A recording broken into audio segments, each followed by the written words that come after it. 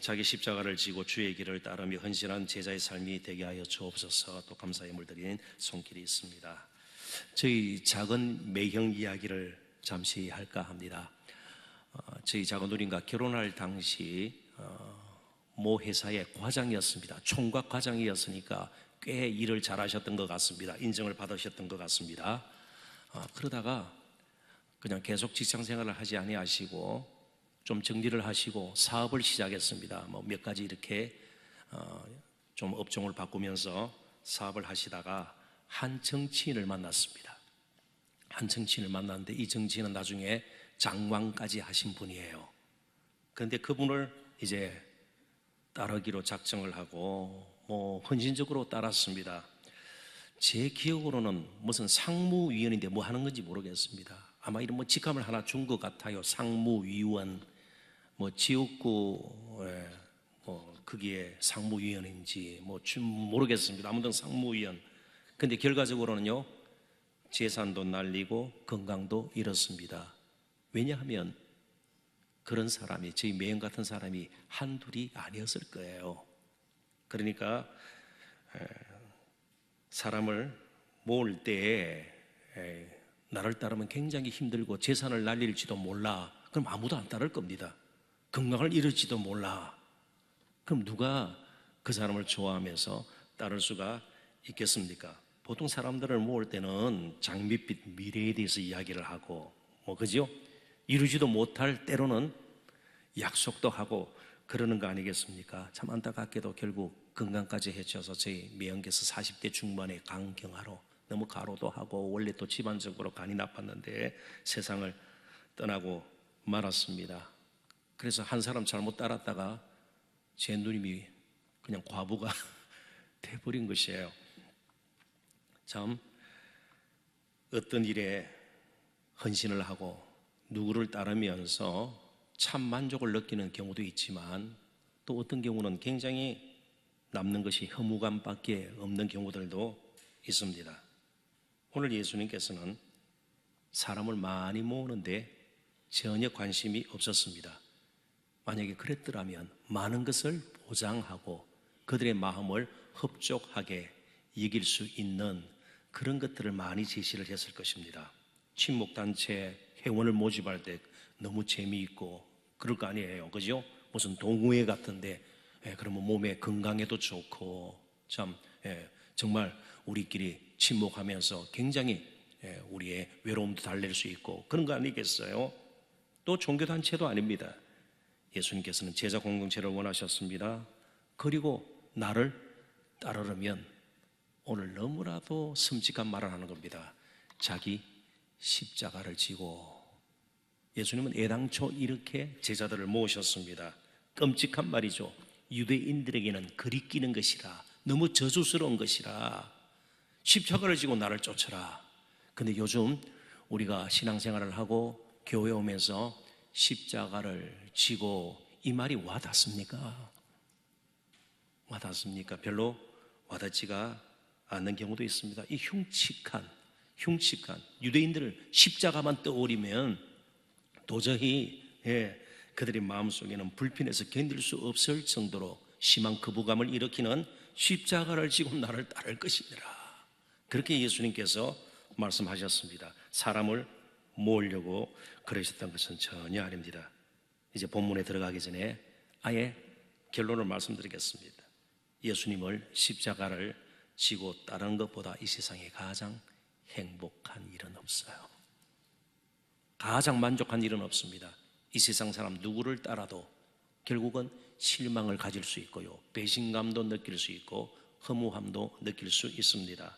그러나 예수님을 십자가를 지고 따르는 것은요, 우리의 부름받은 목적이기 때문에 우리에게는 결국은 진정한 기쁨과 만족을 우리가 얻을 수 있다는 것입니다. 이제 본문을 살펴보십시다. 그리고 십자가가 무엇인가 우리가 한번 오늘 말씀을 나누고 함께 기도하는 시간을 갖도록 하십시다. 27절을 다시 한번 읽어보도록 하십시다. 누구든지 자기 십자가를 지고 나를 따르지 않는 자도 능히 내 제자가 되지 못하리라. 아멘. 우리가 여기서 참 조심할 것은 누구든지, 왜냐하면 수많은 무리들 가운데는 누구가 다 있었기 때문에 그렇습니다. 오늘 교회를 한번 생각해 보십시다. 십자가를 지는 걸 빼놓고 누구가 교회에 온 거예요. 그건 진정한 제자 공동체가 아니죠. 그냥 사람들이 모인 겁니다. 그러니까 누구든지, 여기는 이방인도 섞여 있을 수가 있고요, 수많은 무리들 가운데, 그렇지 않겠습니까? 유대인도 있을 수가 있고요, 좀 정말 종교적으로 열정이 있는 사람도 있고요, 때로는 막달라 마리아 같은 그런 숨어 있는 인명의, 정말 예수님을 사랑하지만 자신의 과거 때문에, 또 몸을 팔던 창기도 있을 수가 있고요, 귀신 들렸던 여인도 있을 수가 있고요, 문화적으로 신분상 그리고 지식면에서도 똑똑한 사람이 있는가 하면 시골에 아주 배운 것 없는 그런 사람들도 있을 겁니다. 평생 뭐 양만 치고 뭐 그런 사람들, 포도원이나 무화과 나무만 재배하고 그런 사람들도 있었을 것이에요. 재산이 많은 사람이 있는가 하면 가난한 사람, 과부의 둘렙돈, 거기에 나오는 이름 모를 과부와 같은 그런 사람도 있었을 것입니다. 성별, 여자, 남자 다 각기 다른 누구든지. 그렇지만 진정한 제자는요, 이걸 뛰어넘어서 자기 십자가를 지고 예수님을 따른다는 겁니다. 자기 십자가를 지고, 여기 지다라는 말, 지다를 바스타조라는 말은 현재형으로 되어 있습니다. 현재형으로 되어 있습니다. 이게 굉장히 중요해요. 제가 문법상으로 중요하다는 것이 아니고 이 문법이 의미하는 것이 중요하다는 겁니다. 현재형은 계속적인 그런 행동을 나타낼 때 헬라어에서는 현재형을 씁니다. 그러니까 십자가를요, 어떤 사역 이런 것으로 생각해서는 안 된다는 겁니다. 엄청난 종교적인 행위 이런 것이 아니라는 거예요. 십자가는 계속해서 내려놓을 수 없는 것이라는 겁니다. 계속 지고 있어야 되는 것이에요. 어디까지요? 일상생활까지. 그러니까 뭐 맡은 직분을 십자가로 생각하고 엄청난 헌금을 하고, 이게 십자가가 아니라는 겁니다. 평소에 우리는 십자가를 지는 사람으로 부름을 받은 거예요. 십자가를 일상생활 가운데서도 어떤 특정한 종교 행위나 종교 활동이 아니라는 거예요. 예배 때 혹은 또 뭐 우리가 교회에 와서 직분을 맡아서 감당하고, 이것 이상의 의미가 있다는 겁니다. 이 십자가는 내놓을 수 없는 거예요. 예수님을 따르는 순간 정말 제자의 길을 걷는다면 이 십자가는 계속해서 지고 가는 것입니다. 그러니까 예수님을 진정 따르는 제자는요, 십자가를 지고 따르는 겁니다. 우리가 정말 큰 무리에서 빠져나와 예수님과 사랑의 관계를 맺고 이제는 십자가를 지고 예수님을 따라야 합니다. 나를 따르라, 이 말이 신약 네 복음서에는 마태, 마가, 누가, 요한에는 13번이나 강조가 됩니다.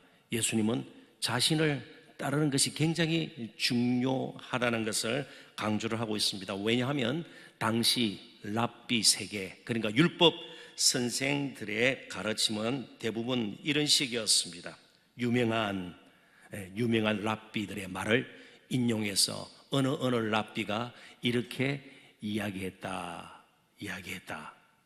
어느 랍비가 이렇게 이야기했다. 그런 식으로 주로 가르침이 이어졌습니다. 근데 예수님은 십자가를 지고 나를 따르라고 말씀하고 있습니다.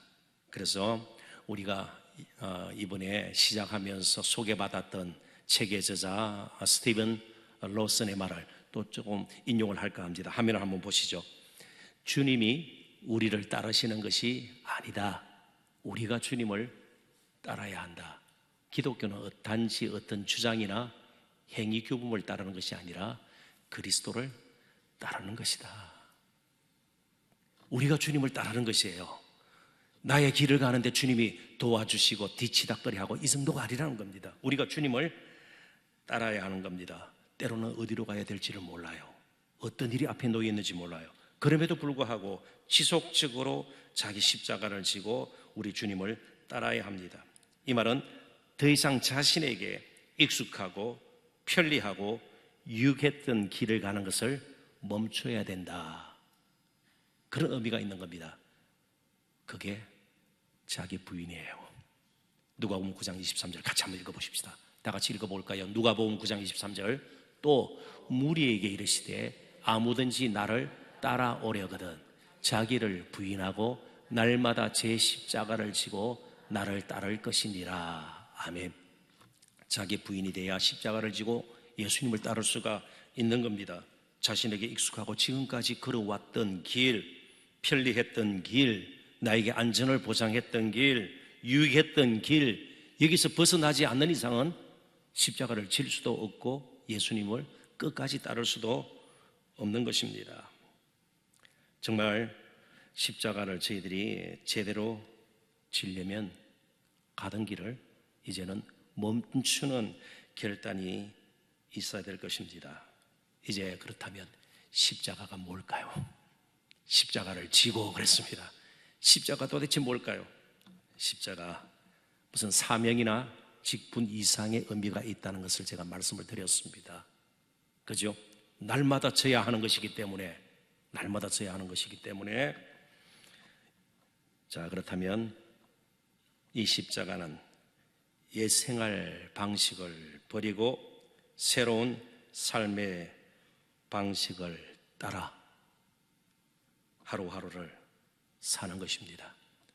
이걸 우리는 복음적인 삶이라 볼 수도 있고요, 예수님께서 보여주신 십자가의 그런 모습을 따르는 것이다, 그렇게 볼 수가 있습니다. 그래서 좀 이제 정리를 하겠습니다. 화면을 한번 보십시오. 예수님의 십자가 지심의 세 요소예요. 이걸 꼭 기억을 하셨으면 좋겠습니다. 성경이 가르쳐주는 것이에요. 예수님의 십자가 지심, 첫째는 비움입니다. 비움.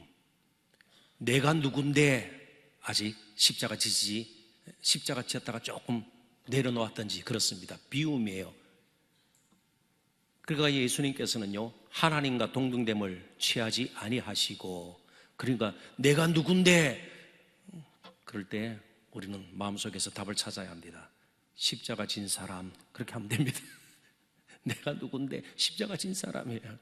십자가 진 사람. 자기 집착에서 벗어나야 되는 거야. 벗어나야 되는 겁니다. 가던 길에서 멈추는 자기 부인, 그게 결국은 우리 자신의 비움. 빌립보서 2장에도 보면, 그죠? 하나님과 동등됨을 취하지 아니하시고 자기를 비어, 케노시스라는 말은 신약 성경에 한 번밖에 사용되지 않아요. 그 누구도 사용하지 않았어요. 그러니까 우리는 이 세상의 삶의 방식이 아니에요. 늘 비운다, 불교에서 말하는 비우고 욕심을 비우고 이런 정도가 아니에요. 그런 정도가 아니에요. 하나님의 뜻으로 나를 충만케 해버리는 것이에요. 성령으로 충만케 해버리는 것이에요. 내가 가지고 있는 지식도 있어요. 경험도 있어요. 판단이 있어요. 그걸 자꾸 지우고 하나님께서 뭐라고 말씀하시는가, 성령께서 나를 어떻게 도전하시고 깨우쳐 주시는가, 이 부분에 관심을 기울여야 되는 거예요. 비우지 않으니까 열매가 없는 거예요. 우리가 참으로 필요한 것이 비움입니다. 예수님께서 여전히 하늘 보좌에 있을 하나님의 아들로 아니에요. 그래서 예수님께서는 의식적으로 자신을 뭐라고 부르셨어요? 늘 나는 하나님의 아들이고 하나님 나라의 왕으로 왔노라, 늘 그러지 않으셨어요. 두 자로 인자는, 자꾸 그렇게 하셨어요. 인자는 사람의 아들이란 뜻이에요. 사람의 아들, 자신을 비운 결과예요. 사람의 아들, 하나님의 아들이시지만 사람의 아들에 대하여 십자가를 지고 하는 아버지의 뜻을 온전히 이 땅에서 이루기 위해서, 구원 계획을 성취하기 위해서, 십자가 지시기 위해서 이 땅에 낮아지신 메시아를 우리는 인자라 그렇게 부르는 거 아니겠어요? 첫 번째는 비움입니다. 오늘 얼마나 많은 사람들을, 특별히 우리 교회 성도들이 비우면서 사는가, 이 부분 늘 점검해 보아야 합니다. 두 번째는 낮춤이에요. 낮춤. 그리스도인들은 무조건 겸손해야 됩니다. 본질이에요. 겸손합시다가 아니에요. 예수님을 따르는 순간 우리는 겸손해지는 겁니다. 이게 십자가예요. 십자가는 가장 겸손한. 그래서 이사야서에 4번에 걸쳐서 나오는 여호와의 종의 노대로 일컬어져 있는 이사야 선지자가 예언했던 그 내용들을 보면 항상 낮춤이에요. 도수장에 끌려가는 그죠? 끌려가는 그런 어린 양처럼 묵묵히 때로는 연약한 모습으로 멸시와 천대를 받고 연한 수군 같고 겸손해요. 겸손. 막 자기를 주장하고 다른 사람을 업신여기고 이게 아니에요. 겸손해요. 비움과 그 다음에 두 번째는 낮춤이요. 세 번째가 뭘까요? 아직 띄우지 마세요, 실장님. 세 번째가 뭘까요? 예수님께서 십자가 왜 지셨나요? 내가 이런 사람이다 그거 보여주려고요? 영웅심리로요?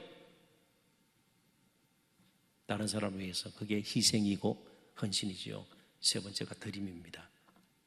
드림. 자신의 몸을 들여서 다른 사람의 유익을 위해서, 다른 사람의 행복을 위해서 나의 것을 아끼지 않고 움켜쥐지 않고 자신을 드러내고 자랑하는 데에 시간을 계속 보내는 것이 아니라 어떻게 하면 다른 사람이 좀 드러날 수 있을까, 세워줄 수 있을까 한번 정리해 보십시다. 십자가의 본질이 뭐라고요? 첫 번째가 비움, 두 번째가 낮춤, 드림. 이게 우리가 무슨 일을 하든, 세상에서 어떤 직업을 가지고 있든, 신분이 무엇이든, 나이가 어떻게 되었든 이 세 가지가 날마다 우리의 삶 속에서 반복되어야 되는 거예요. 반복되어야 되는 겁니다. 이렇게 살 때에 그렇게 힘들어서 우리가 어떻게 삽니까? 그때 우리는 무엇으로 살 수 있어요? 십자가를 질 때 부활의 능력으로 살 수가 있는 거예요. 십자가를 질 때 부활의 능력이 함께해서 우리가 가는 겁니다. 그럴 때 우리에게 기쁨이 있고 참 기쁨이 있고 어렵지 않다는 뜻이 아니에요. 불편하지 않다는 뜻이 아니에요. 그게 참 만족이 있는 것이고요. 세상에 주지 못하는 평강이 있는 겁니다. 왜 우리에게 평강이 없습니까? 비움이 부족하기 때문에 그렇습니다. 왜 자꾸만 스스로 상처를 입고 때로는 우쭐댑니까? 낮춤의 십자가를 우리가 지지 않기 때문에 그렇습니다. 결국 드림이 없는 이유, 그게 헌금이든 봉사이든 다른 사람을 돕는 일이든 십자가를 지지 않기 때문에 그렇습니다. 진정한 제자는 십자가를 지고 날마다 예수님을 따르는 것이에요. 이런 따름이 평생 우리 주님 앞에 서는 그날까지 이어질 수 있기를 주님의 이름으로 축원합니다. 이 시간 우리 함께 한번 기도를 하십시다.